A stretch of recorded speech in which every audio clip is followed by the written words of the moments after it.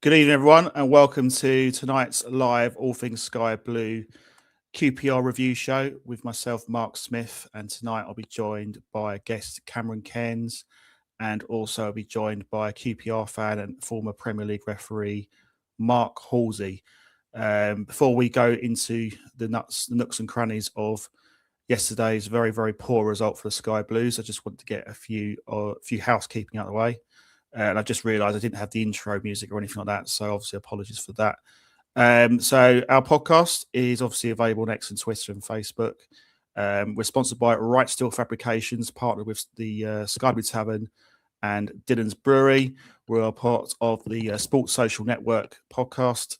And we're also, lastly but not least, sponsored by Sky and Friends Dog Walking and Pet Services. So without further ado, Mark Halsey hasn't arrived yet, but I'm going to bring on Cameron to talk about yesterday's game. Good evening, Cameron. Good evening. I hope you're doing okay.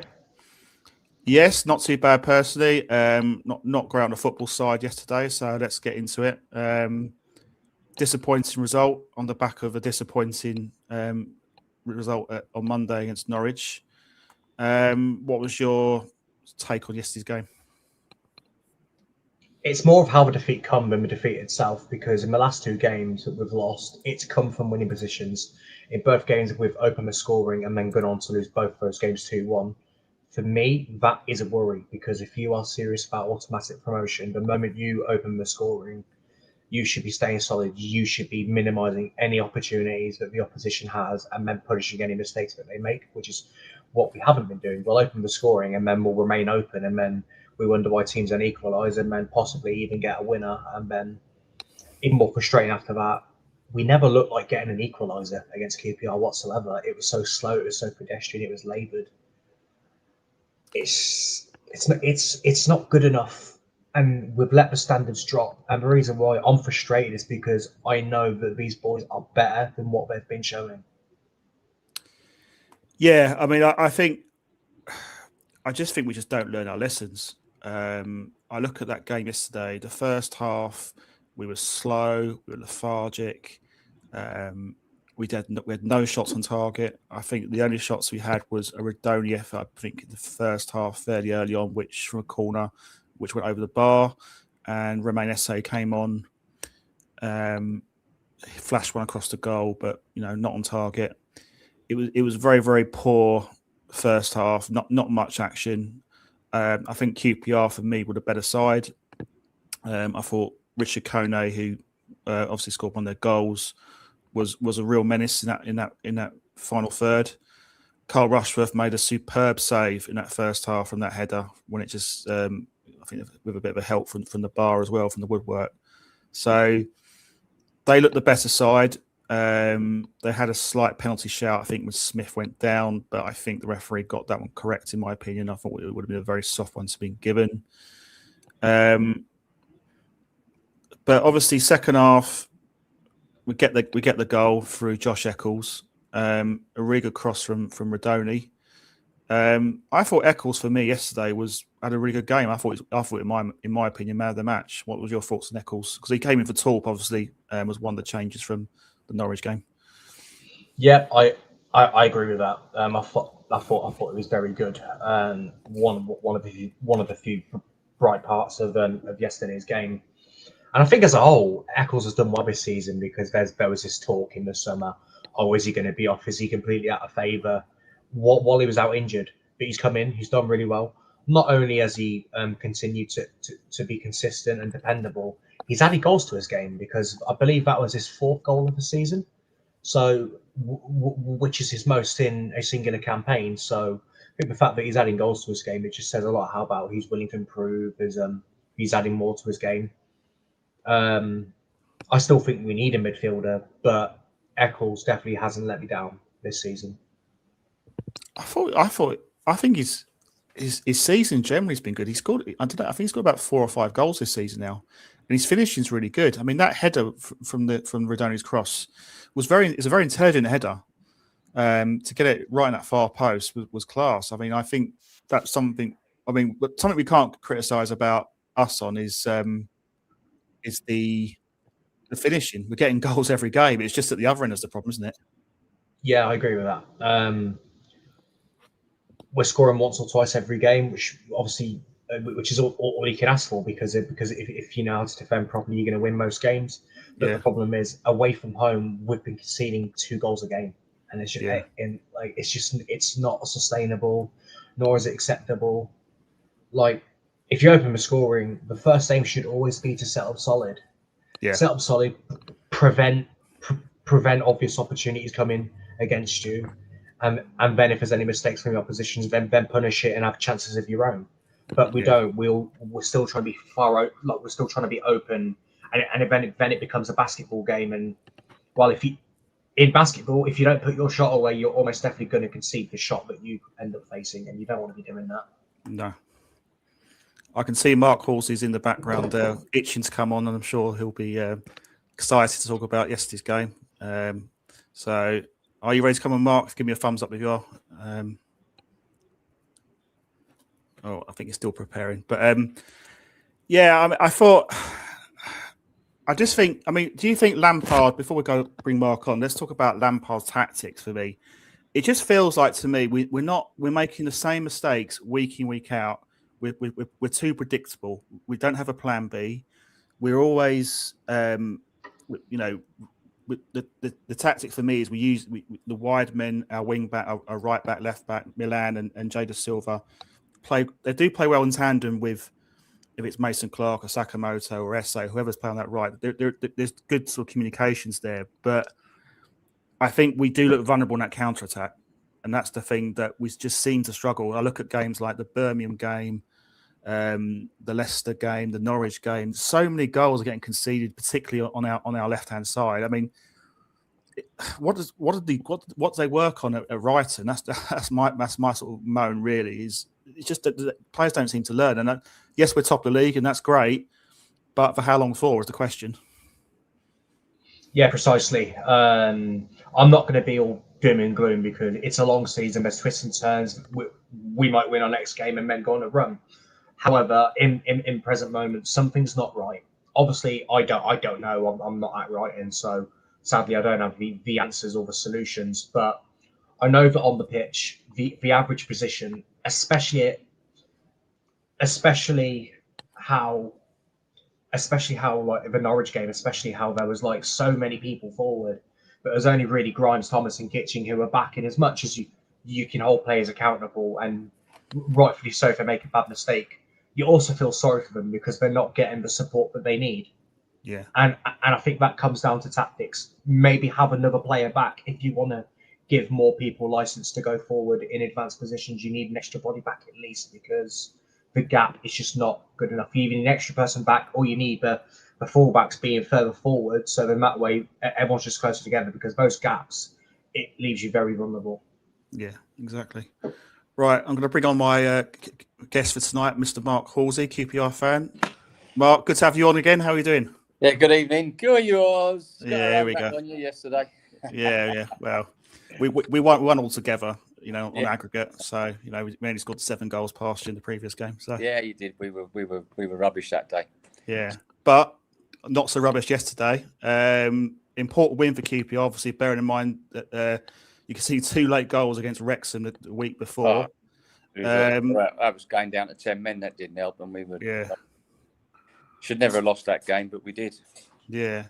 I was really impressed with Kona yesterday up front. I thought he led the line really well. He's got a lot of goals for Wickham, I think, last season. I think is he showing he's the real deal at the moment for the Ars, or was he a bit inconsistent? Yeah, I think he's a young striker, isn't it? And I think that's what happens when you're young. You come and you step up. You're human. You cannot be at your best every game.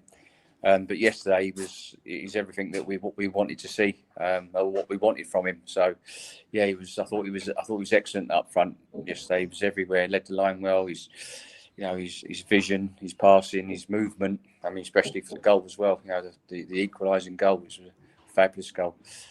So I think, I thought we deserved it. To be fair, your goal come from an absolutely shambolic defending from us. Yeah, that's really. I mean, you didn't create too many chances, did you? To be fair. No, I mean, first half, from our, I was just saying a minute ago, first half, we probably created zilch. We had no shots on target. I think Radoni hit one over the bar. And I think Romain Esse came on for a Mason Clark, had a shot across the goal, which went nowhere. And that was pretty much it. I think Rushworth made a world-class save from that header from Cody. He did, went off the bar. Harry got his fingertips, so that was amazing. I thought, to be honest, I thought we should have had a penalty just before half-time as well. I was going to ask you about that, because I thought that was an absolute nailed-on penalty for us. So are you saying that with your QPR shirt, or are you saying that your referee's hat on as well? No, I'm saying that with my referee's hat on. I was watching the game live, and I'm thinking that's a penalty. That's a penalty. And when I saw it again, for me, it's a penalty. And it's his knee. I think what it is the knee makes contact. Yes. Yeah. And I think the thing is, and I don't know, you might agree with this, Mark. We see so many penalties not being given. Yeah. But if the same incident happens outside of the penalty box, it's a free kick, and that's the biggest thing that frustrates me as a fan. And I'm sure. I mean, do you share that view as well from a supporter? Yeah. I mean, obviously, I watch a lot of football and watch with my referees out on as well. Not just for QPR, but for many teams. And I just think the standard all throughout the leagues is not what it should be. And why is that? Why is it not? Is it bad coaching? Is it the PGMOL not being as supportive as the referees? I don't know. I mean, what would you put? I think. Listen, we've got a lot of good young referees, up and coming referees coming up through the ranks. I thought Ferry Hallam had a terrific game last week at Manchester City Wolves, but I just think it's the training, education, the leadership and direction from the PGMO. I don't think the coaches are up to it. I really don't. We have some really good young referees coming through. They seem to take 3 steps forward and 2 steps back. And for me, that's the leadership and direction and the training education coming from management and coaches. And from what I'm hearing from within, because I do speak to quite a few, that they're getting mixed messages all the time. And that's the problem we've got. And you can see it in the refereeing, the mixed messages. One, I just think that, referees go out today commanding respect straight away. That doesn't happen. That respect comes with your accuracy in decision making, the way you speak to the players, the awareness of what's going on around you. And I mean, you just don't see that anymore. You just don't see that referees engage with the players. You just got to be talking. It's about going out there, managing the game, managing the players, and they just for me sometimes they just think they come across so arrogant. Yeah. In games, and that's not what it's all about. You're there to manage the game of football and manage the game, and just as I said before, just be aware of what's going on around you. You can nip things in the bud. And you just seem to see they don't manage. You can still use. You can still manage the games. You can speak to the players, and you can manage. And every challenge that you see, you think, I watch lots of games, and you're thinking, that's a foul. Yeah, just have a chat with them. And out comes the yellow card.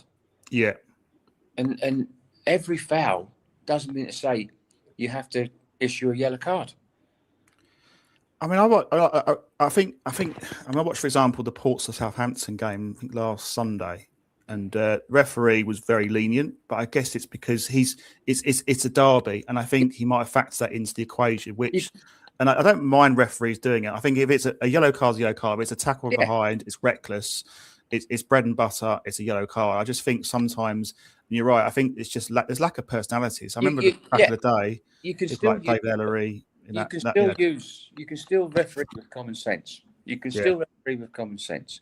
Listen, challenges, whether it's careless or reckless, can be subjective. And when it's a subjective challenge, you can use your common sense and give the player, a rollicking. Yeah. And so I and that comes from leadership and direction with the way you the way you referee football matches.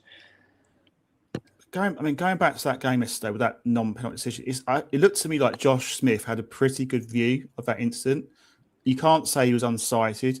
No, he's had a great view. He just hasn't read it. He just hasn't seen the challenge. He's just, perhaps he thinks that the Rangers player Smythe goes down quite easily, but you treat each challenge on its merit. You go out there and you give what you see. You can't referee that player 1 week and it goes down too easy, and then you referee him another week. You think, this player goes down too easy, I'm not going to give him nothing. You referee what's in front of you and you give what you see. And I sat here, watched it live, and I thought straight away penalty. Yeah, I watched that game. So going back to the game yesterday, I saw that, and I know as a fan, you have that. It's a bit like in cricket, where it's a plum LBW, and you think, oh God, please don't give it, and that's how I was thinking at the time. I was thinking, oh, we could give this one. If it was at the other end, I'd want the penalty for that. I sort of said just a minute ago, I thought it went down a bit too easily, but I'm saying it purely as a Coventry City fan. I'm not really saying it as a referee. I've been a referee myself, so I know exactly what you're saying. I think if my referee's hat on, you could see that he does bring his knee. There's a clash of knees, and he goes down. And it goes back to my point about outside the box. What annoys me is I hear a lot of people say, "Oh, that's soft." Well, in Law 12, fouls and misconduct, there's nothing about a soft foul. It's either a foul or it's not a foul. Yeah. It's the same as offside. It's I suppose it's not really saying offside's a factual decision, I guess, with that one. It is factual. And I think I'm just glad really that referee didn't see it as a penalty. That's his opinion. I'm glad that we haven't got VAR in the Championship because is that not? I've looked online and I think it's been introduced next season. I think I could be wrong though. I did have a look on there's a Google article I saw saying that it's being looked at potentially. Well, I've not seen that. It's going to obviously need a lot more officials and a lot more. I mean, it's going to be a lot more money in the Championship. So, I mean, in the Championship, the way you'll be forever stopping the game with VAR, wouldn't you? Yeah. Oh, it's just it's ridiculous. Now I've got a question here from Glenn. About and obviously this is something from as a former player yourself at Hertford Town, I think many moons ago. Carl Baker, ex-Coventry player, become referee, former professional player. Do you think the game needs more referees that have played at sort of the professional level? Yeah, I do. I mean, it helped me. Sometimes it's not about the laws of the game; it's about knowing the game of football. And showing a little bit of empathy for the game. And that's something that's severely lacking. You look yesterday, David Moyes, right? Yeah. 97th minute equaliser. What as a manager, what do? You're elated, aren't you? He just ran onto the pitch for a bit and then he ran straight back off. I mean, today, and he got a yellow card. I mean, what is going on?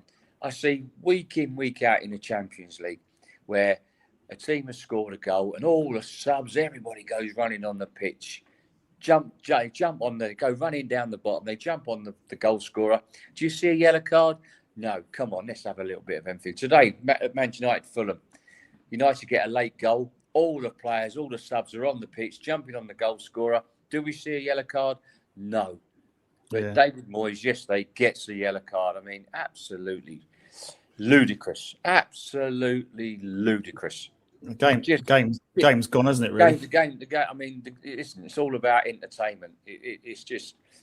So I just give up sometimes. It's just they're trying to kill the game, and VAR we're trying to be too forensic. You look at the Fulham goal today, over 4 minutes to decide he's offside. Listen, if we're spending that long looking at an offside, if you can't tell within 30-35 seconds it's a goal, give a goal. Let's get on with the game.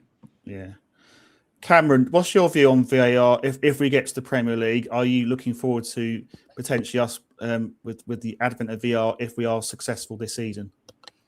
Absolutely not. No. It was great winning the FA Cup, wasn't it? No VAR in the FA Cup. Well, we didn't like the FA Cup semi-final against Man United when Hadji Wright was given offside. We were absolutely fuming on that one. Didn't know about the tolerance level then either, did we? I don't think they drew the lines. I don't think they drew the lines at all properly for that one incident. That's just my opinion. But they have the semi-automated now, don't they? So that should be an improvement, big time. Yeah. Even on the amount of time it takes. Yeah, exactly. Yeah. I think Go on, Cam. I think from a fan's point of view, with VAR, having like a machine, like people were watching a monitor, I feel like that undermines the referee on the pitch, and it can cause the referee to keep second guessing themselves, and it causes them to lose confidence in their own belief, having to rely on a screen to help reassure them of a decision whether they're right or wrong. I think what you find is with VAR, they're not making a decision. They're thinking, I'm not going to give that because if I've got that drastically wrong, VAR are going to come in and help me. Yeah. And I just think there's so many inconsistencies. One week we'll see a penalty given for something, and the next week we won't see it given. Or we'll see a red card for a challenge. The following week we won't see a red card for a challenge. I mean, you take the Dallow challenge in Manchester Derby. For me, that is an absolute red card all day long. And I never understood why VAR didn't recommend a review. Yeah. And I think the other thing that frustrates me is how long it takes to get to the right decision, that decision. And it takes out the fun out of the game as well, which frustrates the hell out of me. Well, absolutely. And, the IFAB protocol, VAR is there for the clear and obvious error. Yeah. That's it. Clear and obvious. We're trying to be too forensic. And I think the protocol, the IFAB protocol needs a complete and utter overhaul. Because it's not changed since its implementation of VAR 5-6 years ago. Yeah. No, I agree. I think I don't think you made, and unfortunately, I think VAR is here to stay, whether we like it or not. Spent a lot of money on it, so it's here to stay. How would you have felt it, Mark, if you, back in your day, if VAR was introduced, would you have been excited by that as a referee, or would you have been, oh my God, I don't really want this, I want to make my own decisions myself? How that change you as a referee? I think I would have definitely liked it on a couple of occasions where, I made one or two errors in red card offences. But I would have been, as a referee with VAR, you've got to be mentally tough and mentally strong. So I like to see more referees stick with their on-field decision, because many times we see VAR getting involved where they shouldn't get involved. Yeah. And it was good to see the referee against Manchester City Wolves stick with his on-field decision of no handball, which I fully agreed with. VAR should not have got involved. Some will say yes, it's handball. Some will say no. So therefore, it's subjective. It's not a clear and obvious error. Don't get involved. Stay out. It's common sense, though, isn't it? It's not difficult. Yeah, absolutely. It's not a clear and obvious error, and we're seeing it week in, week out. And that's what I'm saying. We see far too many inconsistencies. Yeah. No, I totally agree. But let's go back to the QPR game. Obviously, we talked about the penalty incident, which we obviously, I think with my referee's hat on, I think I'm with Mark. I think that's a penalty. With my Coventry hat on, I'm going to say fantastic decision by Josh Smith. He got that one spot on. I'm saying tongue in cheek. So it was obviously 1-0 to us. We'll just go back to that, Cam, obviously with that goal. I mean, I thought QPR response was really good. I thought the first goal from Kone, I think we were guilty of trying to put too many men forward. Liam Kitchen makes a bit of a howler. He tries to press too far forward. I can't forgive me. I can't remember who crossed it for Kone's goal, but I thought we just got caught out of position, and I thought it was a class finish from Kone, wasn't it, Mark? Yeah, I think. Listen, irrespective of what you look at your first goal, and that was poor defending. I wouldn't say it was poor defending on Coventry's part. I thought it was just good all round play from Kone on for the strike. His movement was fantastic, and that's what got the goal. His movement and his finish. So I wouldn't blame. I wouldn't sort of have a go at your defence too much on that. I mean, I think Mars, our winner from Nicholas was. I'm not sure if your goalkeeper could have done a bit better on that. He's just palmed it out straight into his path, isn't he? He's just fired it into the roof of the net. So, but I think overall the 90 minutes. I think we were the better side, and like you say, one that was good for us. You going 1-0 up, because we normally just go into a shell and we just you know, our last few games, we couldn't buy a win against. I mean, Wrexham, we should never have lost that. Oxford United, Oxford, we were absolutely awful, awful. Oxford United, it was one of the poorest games I've witnessed. I sat there and watched it, and it was like watching paint dry. But against Coventry, when we go away, we just don't seem that we can turn it on when we go away from home. I mean, we just go into a shell and we just look awful. But when we come back to Loftus Road, the pitch doesn't look. I mean, our pitch ain't the best. I have to say. No. I mean, a lot of our fans are whinging about the pitch, but I sort of said, well, it's the same for both teams. I almost felt the pitch was bad because it kind of suited Kone personally. Well, I think. Yeah, I mean, they do say a pitch is a lever, don't they? So. Yeah. But I just think, I just thought we were better in this. We were better in attacking midfield. We got the ball. We moved the ball quicker than what you did, and we kept it. For once, we kept the ball and we never gave the ball away as much as we have done in other games. So, but I was very surprised. To be fair, I thought that I thought you would beat us there. I thought we would do well to get a draw. But it was obviously great to get a victory. So, yeah, I know. No, and you're right, though, Mark. You did. I thought QPR did deserve to win. I might just mute you, Mark, for your line's a little bit ropey. Just give me one sec. That's a bit better. I'll bring you back on. I thought QPR deserved to win. I agree with that comment. But you've played us at a good time. I mean, we played at Norwich on the Monday, and we were absolute dog and pony. It was absolute rubbish, in my opinion. And we did learn our lessons from that game. So really, really, really poor performance.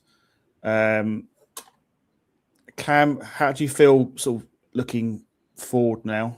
We're still top of the league, which is a positive. We've got 2 home games in front. Do you feel we're good enough to bounce back from this result?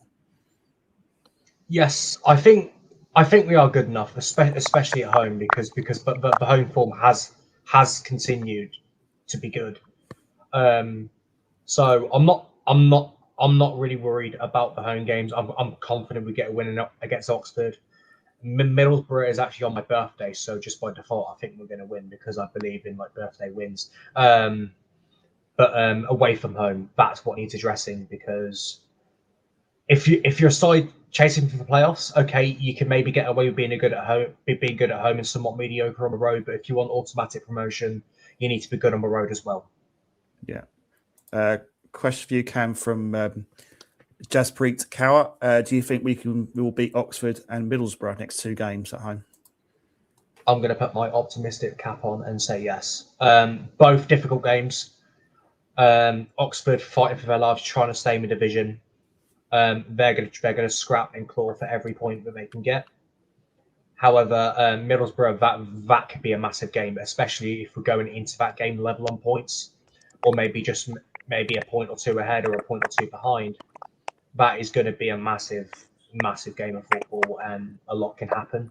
But if we play as well as I know we can play, then I don't see why not. But we need to improve and quickly. Exactly, yeah. Got some comments here. Probably Sam. No, what's good? Mark, sorry. We're being too negative as a fan base. Are we too negative, Cameron? Would you say? Do you agree with that? From what Skype is saying? I mean, personally, I disagree with that. I think we've got every right to feel angry. I don't care we're top of the league. We're not seeing the performances at the moment, and that's a big concern, because if it carries on, we won't be top of the league. It's as simple as that. Simple as that. Yep, I second that. And I'm usually somebody who doesn't like negativity. I like to have a positive mindset, but at the same time, you've got to call it how you see it. Okay. And relative to the standards we've been setting in recent games, to the standard we've been setting for most of the season, it's not good enough. You can be positive. I embrace positivity, and I think you should be positive with a lot of things because it's good. But at the same time, if things aren't going well, call it out, because you should always strive for better. Yeah. Skype goes on to say that 16 games, a lot of football left. We have some dips and results. To our form, which was unsustainable. Your average Cov fan, sack Lampard is inept tactically. I think that's a very harsh thing to say. There's no way. What's the matter with people? Sack Lampard. He's done. Yeah. No, he's done. It's just unfortunately, Mark. There's just like all fan bases, you get some idiots. I think it's a silly thing to say. He's done a great job, and I think he deserves the opportunity to right the wrongs of what's been happening. I mean, I've been critical of him tactically. I think we're a bit too predictable and too easy to play against. I'm sure Julian Stefan would have looked at us at the start of the game. He would have seen how we played against Norwich and in previous games to that. And we've been too predictable. So you would have seen us play against Oxford and play against Wrexham. So exactly, yeah. We've been awful. But as I say, we seem to up a gear when we play teams from above us or the top, right up the top of the league. I mean, we lost to teams when we lost to Southampton at home, we lost to Ipswich at home. We've lost to Southampton. Who else did we lose to? We lost a few at home. We've not been too good at home. But listen, I think anybody can beat anybody in that championship. It all depends who on the day and who takes their chances. How do you feel as QPR? Let's say QPR got in the playoffs at the end of the season, and let's say the miracle did happen from your point of view, and they got promoted to the Premier League. I mean, I've been talking in my WhatsApp chats about we like the fact we want to be a Premier League club. Of course, we've not been it for 25 years, but equally, I look at the Premier League. We probably get thrashed 4 or 5-0 most weeks. I think the entertainment factor, I think the Championship is an entertaining league, so you got that factor. The only benefit of being in the Premier League is the millions in the bank, of course. Yeah, how do you feel as a fan if QPR got to the big time? Listen, we are far too inconsistent to even get up into the playoff places. I'm quite happy that where we are. As long as we're not, for the last 3-4 years, we've been fighting relegation, and it's been awful. We've been in a relegation dogfight for the last 3 or 4 seasons, and it's about it's nice to see that we're. I don't think we'll be in that dogfight this season, and I think we are a very good mid-table team at present. I think if we want to get up to where the likes of yourself are, Middlesbrough, Ipswich, and those clubs. I mean, Derby have gone on a terrific run, haven't they? Derby, they're brilliant. 5-0 Bristol City. They were below us, and we lost to them. We lost away to Derby 1-0. We were awful, but look where they are now. They've come up from League One, and they've done terrifically well. So, but I think if we're gonna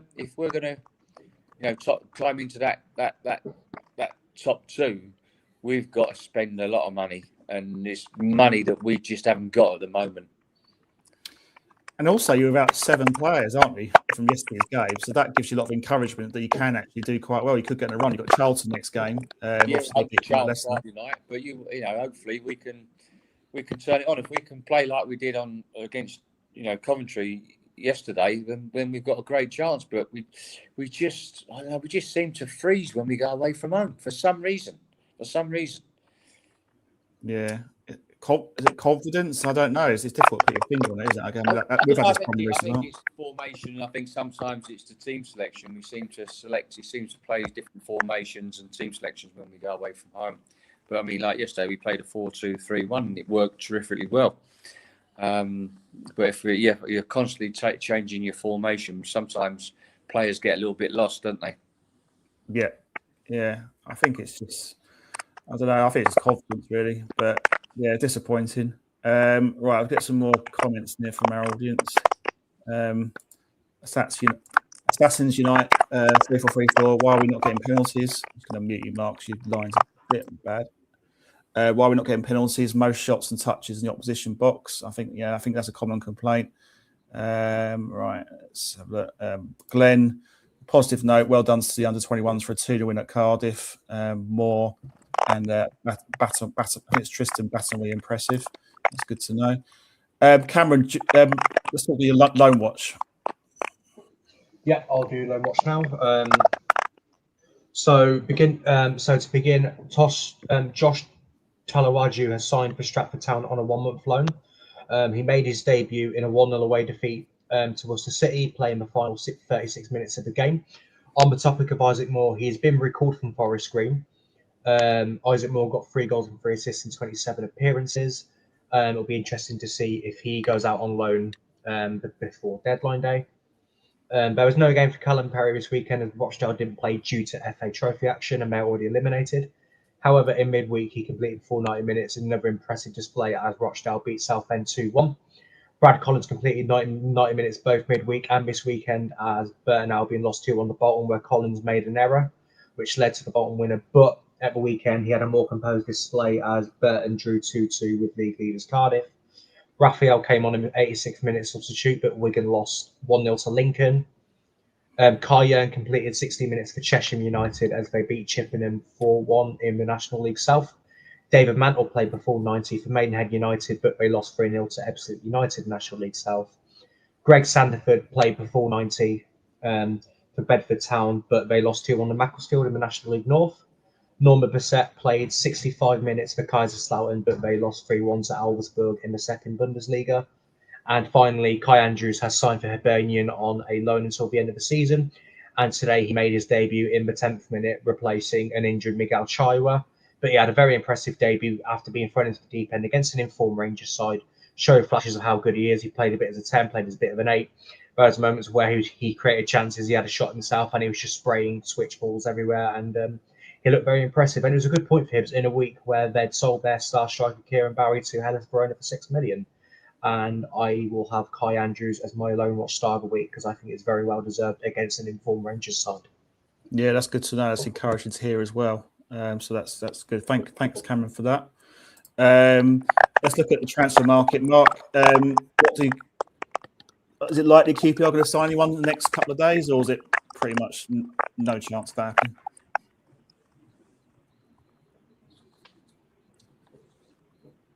So, Mark, can you hear me?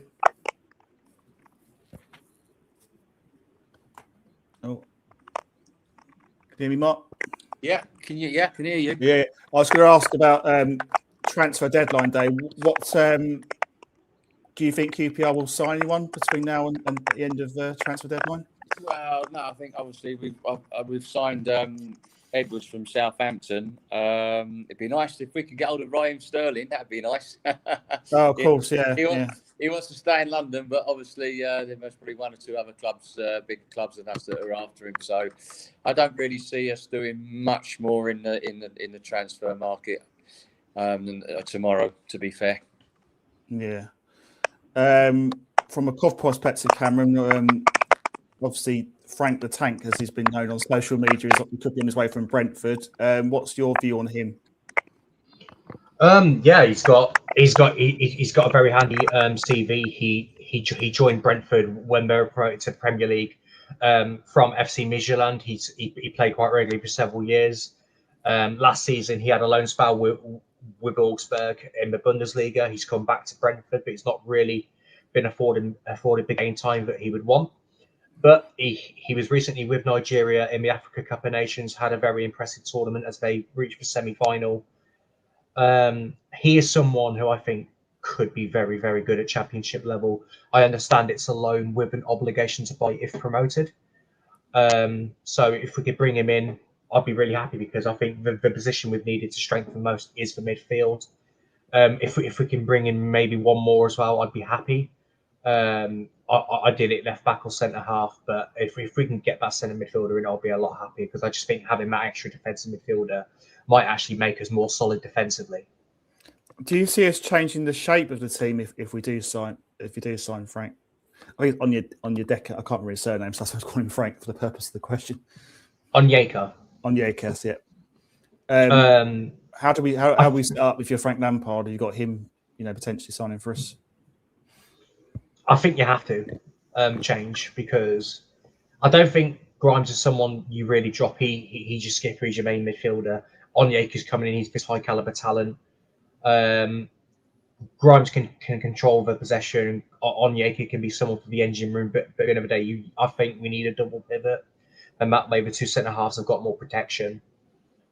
So I think it's important that we adapt our style now because good managers, when things are not working out, they adapt, they change things a little bit. So it's definitely going to ask a lot of questions of Lampard.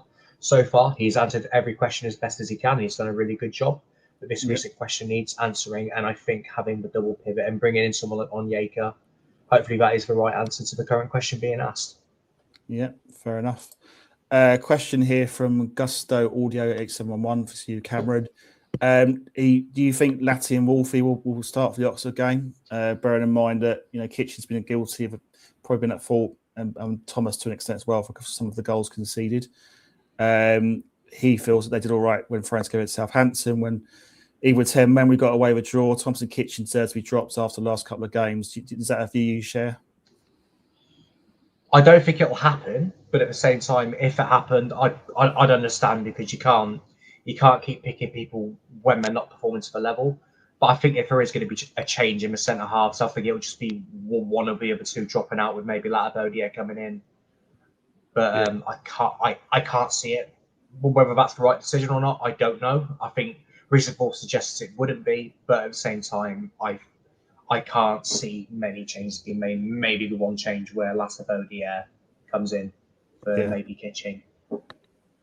Glenn says defenders' job is to defend, not to go charging up the pitch thinking they are Beckenbauer. I think that's a fair comment. I think he's probably with reference to Kitchen's error yesterday. So yeah, disappointing, but I think we just got to keep the faith, haven't we, Cameron? That's all we can really do as supporters. We've just got to back the players as much as we can do and hope that things can turn around. 16 games to go. There's a lot of games.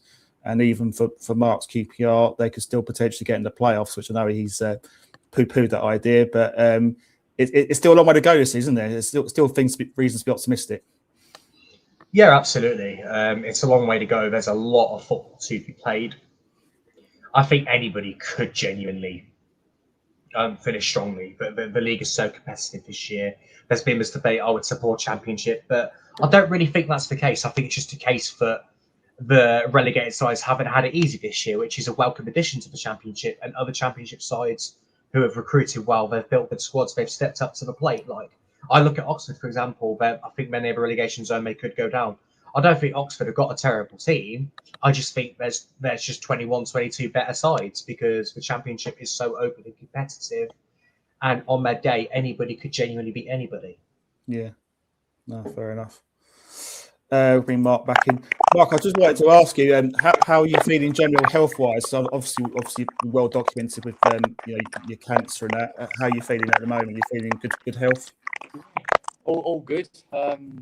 Fingers crossed that it's not come back. So just keep enjoying life. You got to be happy and just keep going. Yeah, and I think did you referee? Was it a testimonial match? Was it Goodison Park at Everton? You did recently or a while back, wasn't it? No, that was when I came back from cancer. So I refereed Vincent Companies at the Etihad a few years ago. That was good fun. That was very good fun. So. So no, I'm okay. Fingers crossed. And just want to ask a couple of questions on your refereeing days. Who were your most challenging players, managers you refereed in your time in the game? Well, I don't know. There's some great players. Obviously, I refereed. Some really good strong characters.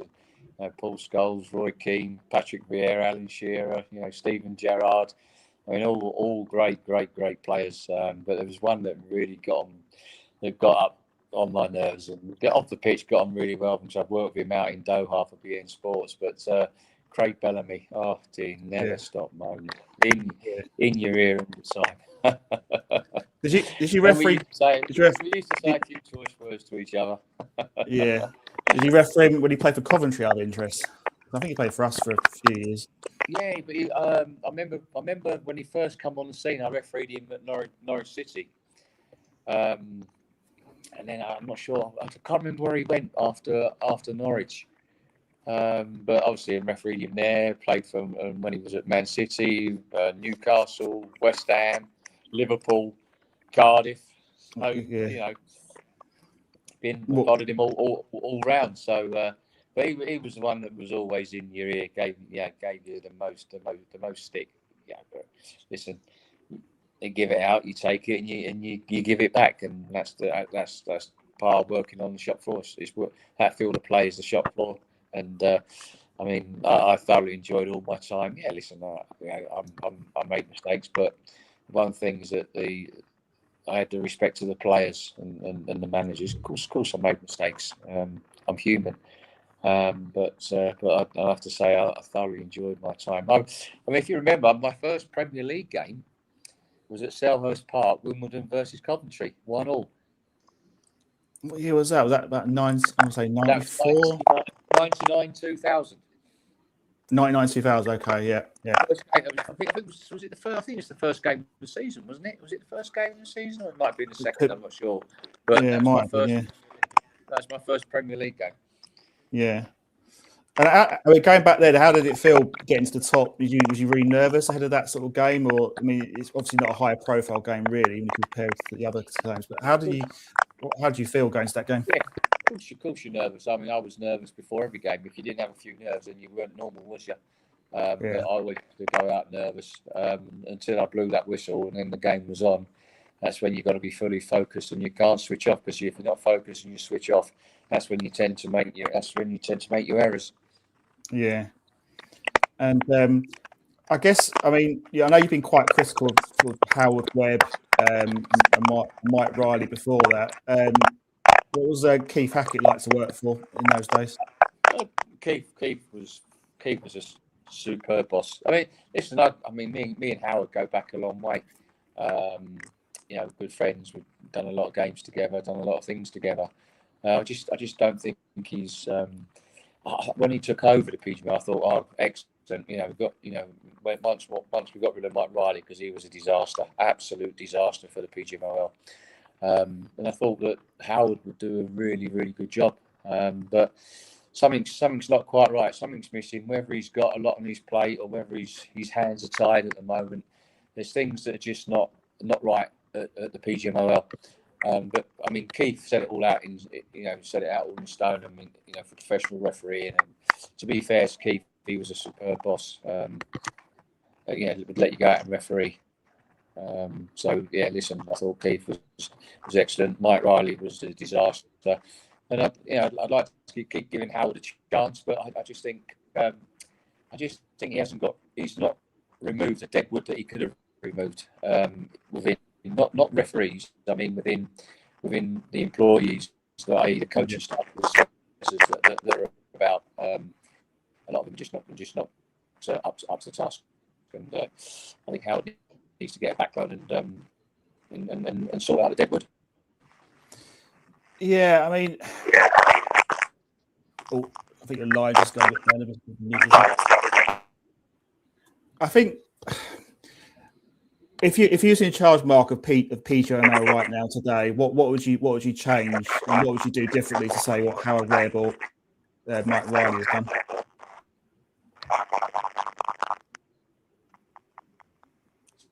Sorry, you went all funny there. Can you hear me now? I've just muted your line because your line's just going a bit wobbly.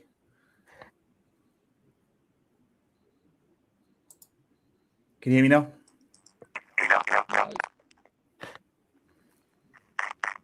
Let me remove and I'll bring you back in. You might have to come off. I think your line's just a bit bad. Sorry about that. Okay, I'll try and bring it back on in a minute. So Cameron, I guess let's look at February and look at next 4 games. How many points do you think we can get out of Borough, Oxford Borough, West Brom, and Stoke? So just looking now, we have 5 games. So we've got 5 games. We've got Oxford, Borough, West Brom, Blades, and Stoke. What I want is a minimum. I want a minimum of 10 points, because I still believe in the 2 points per game ticker. So if we get a minimum of 10 points there, I'd be really happy. But at the same time, if we could maybe get more, even great. But I think the minimum that I would accept is 10 points, and I think that's for every 5-game window going forward. Yeah, I think we're good enough to win all those games, to be honest. But it's just about how we perform on the day. I guess the only good thing though, Cam, is 3 Frios at home. We can't obviously won 11 games this season at home, so that's a positive. But is it just a mindset? Have we got a weak mentality, do you think, particularly away from home? What do you put it down to? I think we are feeling the pressure, that is for sure. in terms of the pressure. It's definitely been increasing, but the problem is it's not going to get easier in terms of pressure. The pressure is only going to increase, so players are going to have to shift their mentality. That comes from man management, that comes from psychologists, that comes from the players themselves. It's not going to get easy, it's going to get harder, especially away from home where you are the hunted. And I suppose that is the difference between being top of the table and being in the chasing pack. When you're top of the table, the pressure is on you to get the results. Where if you're in the chasing pack, there's less pressure and you play with more freedom. But you still need to keep winning games.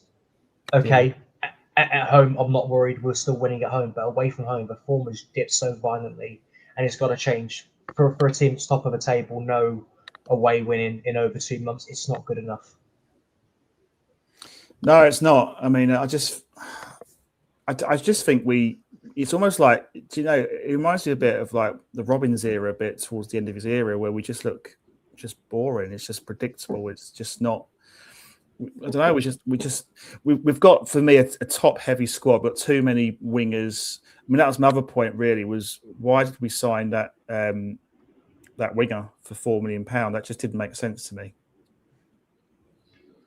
Your guess is as good as mine. I think we obviously saw something in him that we really liked, and hopefully he can come in and offer something, because there's always room to improve anywhere on the pitch. But at the same time, when you know you need a midfielder or you need a defender, you can be frustrated that we've not signed them immediately instead of the long-term project in a winger in Marcelo. But that isn't Marcelo's fault. If he looks talented and he could be a very good signing, but I think the frustration comes from the fact that it just comes from that that you need a position to strengthen him, and you've seen signings not in that position. I think frustration can take over, but it is never a reflection on the player. It's not their fault whatsoever. No, I just think that money could be better spent maybe on defender. That kind of area. I just don't understand it really. I'm sure Marcelo will be a good player. I'm not doubting his credentials at all, but I just think the time of it is a bit strange. But we'll see what happens. Mark's back, so I was going to bring Mark back in. Mark, can you hear me any better now? Yeah, I've just moved. Yeah, there's something wrong with the reception, so I've moved. Is that the front room? Is that the lounge in there? I can see. Yeah, I've moved into the front. Yeah. I put my phone on charge. I was going to ask you, Mark, about if you were the man in charge right now, PGML, and you want to improve refereeing standards, not just with the Premier League, but maybe going down the Championship, League One, League Two, etc. What would you do if you're the man in power right now? How would you run things if you was the man? Listen, I would bring a team in. I would get people in that I trust and that would make a difference. And I think that's the difference: bringing people in, making a difference, clearing out all the deadwood, and let referees go out and referee. We see. I mean, I watch a lot of football. My nephew plays for Cheltenham. Yeah. And he, I watch his games, and you just see some of the performances. And as I say, I don't blame the referees. It's the training, education, and the leadership and direction that's at fault, and the way we are coaching, the way we are training our referees. Sometimes think it's all about them, and it's not. And that comes from the leadership and direction. So I think the main thing is to get a team in there, get rid of all the deadwood, and bring in coaches that know what they're talking about, that they've seen it, done it, and they've worn the t-shirt. Yeah. And I think that's the difference. It's like when a team's not performing, the manager's the first to go, and that's no different with referees, because you're managing a team of referees, and for me, I think that's the big problem. You've got to be honest. You've got to be truthful. You've got to stop hiding behind a brick wall. You've got to come out and you've got to face the media. You've got to face the fans. You've got to talk, because fans ain't stupid. Yeah. Fans are not stupid. Fans know more about football than most people. Yeah. They know their football. So I think, to improve performances, we've got to have a massive change. We've got to get rid of the deadwood that's working within the PGMOL. and and I can tell you now, there are many people there, and I speak to current officials, and they ain't happy at the moment. Why can't referees speak to the media after the game? I know it's like I know back in your day it was like a protocol that wasn't allowed. Correct me if I'm wrong. Why can't they not speak to the media? I think it can be truthful. Knowing the media, because I've worked in the media a lot of years now, and I know how they work, and I've had a lot of training and education from people in the media, and referees aren't media trained, and you know how the media works. They can catch you out, and they get you saying things where where they can twist what you say. And at the moment, referees are not media trained, and I'm not for referees coming out. Yeah, listen, in the Premier League, they have Premier League representatives there that come and assess their performance. Then they can go out and face the media. They go into the referee's dressing room, ask them about an incident, and then they can go out and speak to the media. But as for referees, they're not media trained, and they make mincemeat of the referees, the media.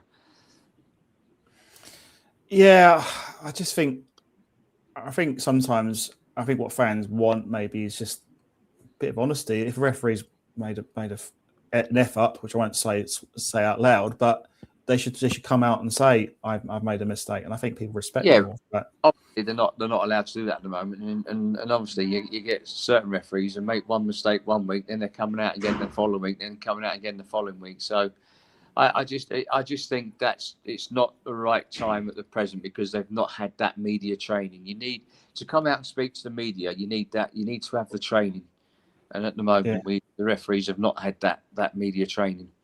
And do you think they could also benefit from? I mean, I don't know if they still do it now. I think I remember when you was refereeing, Mark, you spent time with like Bolton Wanderers, sort of getting to know the players and how to sort of work with Sam Allardyce as it was back then, and the coaching. Do you think maybe today's referees could do that? Maybe pre-season, maybe just to get to know the clubs and how they operate, so they form a better relation with the clubs.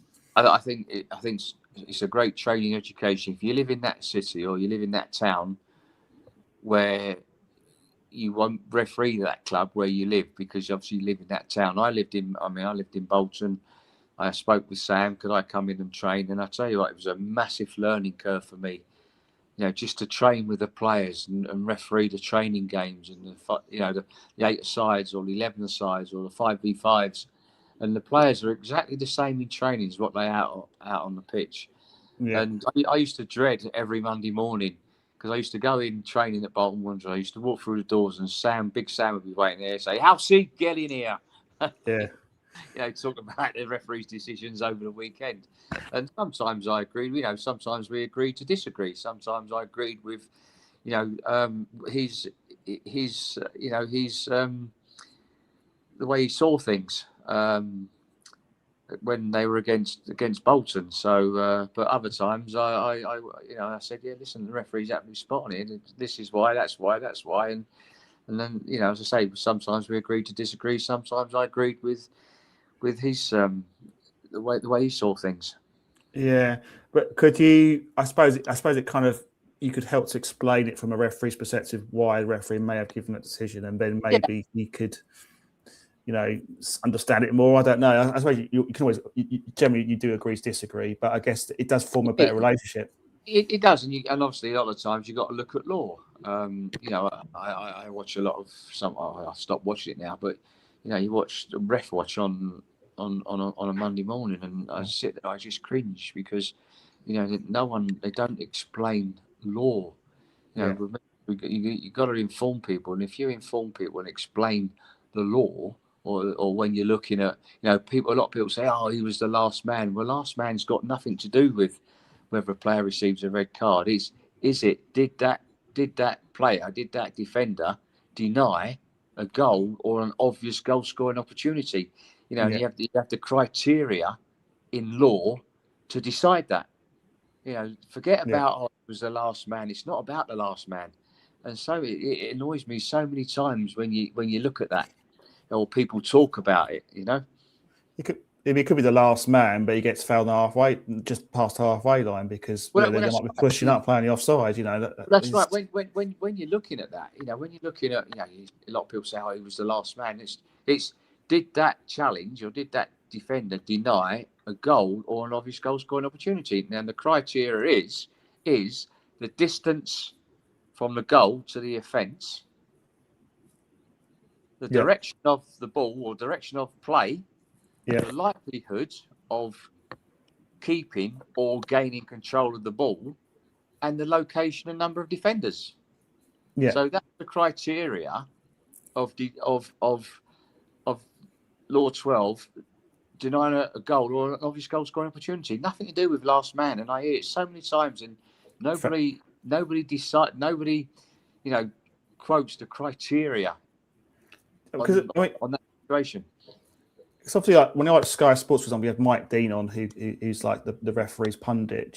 What do you think the job he's done there in terms of making the viewers understand the laws of association football? The few times I have seen it, again, doesn't describe law when looking at decisions. Yeah. Because I think the difference between you and I, Mark, we're both cricket fans outside as well. Yeah. And I think the TV do a much better job of explaining the laws of cricket to your average Joe, your average Joe public who watch it in the pub. I don't think in this country we do a good enough job of explaining the laws of association football to the public because people don't understand it. As you rightly mentioned about professional foul. Professional foul is a media term. Last man, professional foul. There's no such thing as a professional foul, last man. No such thing. I mean, I could be a bit more pedantic and say there's such thing as a pitch. It's the field of play. I could go on like that. But it's just. I think that we need to do a better job in this country of educating. The average fan. I think the guys, their knowledge of explaining law is not what it should be. Yeah, I think that's bad. But yeah, no, it's a really interesting conversation, and certainly one I could talk all night about. But I think I'll call it a night, and I'll say thanks, Mark, for coming on tonight. It's been great to have your input. Congratulations on your win. Hopefully, thank you. Good luck for the rest of the season. Hope you get in. You go up to the Premier League, or at least you're in. You got a chance. Well, you're going to be in the playoffs, where it's going to be between you and Borough, isn't it? I think. I think so. I think every team goes through that bad patch, and I think Borough have gone through theirs, and I think you're just going through yours at the moment. But I think you'll beat Oxford. I can't see you losing to Oxford United. I hope not. I have a question before you go, Mark, because I've noticed you've got that UEFA certificate that's been framed, and obviously you made your Premier League debut refereeing the Coventry game. You've been a fourth official for an FA Cup final. You've refereed the League Cup final between Tottenham and Chelsea. You took charge of the Community Shield between Manchester United and Chelsea. And your first FIFA game was when you refereed a friendly between Belgium and France. What is your favourite game that you've ever refereed? I've got to say my favourite ever game. Listen, I've had some really tough games, some great. I mean, every game's a tough game. Whether you referee in a Premier League or you referee in League Two, I used to treat all the games the same. I think my favourite game is when I made my comeback from cancer, and I was told I would never, if I survived, I would never ever referee at the top level again, and I did come back and refereed in the Premier League. First game back in a competitive in the Premier League was Wigan Blackpool. I think that was back 2010-11 season. I think opening day, wasn't it? Sorry, was it the opening day of that season? Yeah. And I think that was my greatest ever game. And obviously it's great that you're back, you're healthy, you're in good health, and you're doing well. So that's that, and long may that continue. So you've been a great ambassador for our sport, and you're great. You've got a great voice in the game. So yeah, thanks, Mark. It's been brilliant. And sorry, Cameron. I should have asked you to ask Mark a question, so that's my fault for that one. But That's been brilliant having you on tonight, Mark. I really appreciate your time. I enjoyed it. You giving us. Good luck for the rest of the season, guys. Yeah, likewise. So I like good friends. I refereed Frank many times playing for Chelsea, and he's a great guy, and I think he'd take you up to the Premier League. I think he's quite an intelligent bloke, isn't he? Yeah, he comes across. He's a very nice guy. Very nice. Yeah, that's good to hear. Cameron, been really good having you on as always. We'll speak in the week. So yeah, that rounds up tonight's show. Thanks to everyone listening, and thanks for all your comments. We should have a show at some point this week to preview the Oxford game, and we might also talk a bit about the transfer deadline day and to see who else we bring in. I think Onyeka it looks like a certainty now, so fingers crossed that happens. But thanks all for listening. Play up Sky Blues, and as I say, good luck to QPR for the rest of the season, all of ourselves. And we'll speak to you soon. Good night.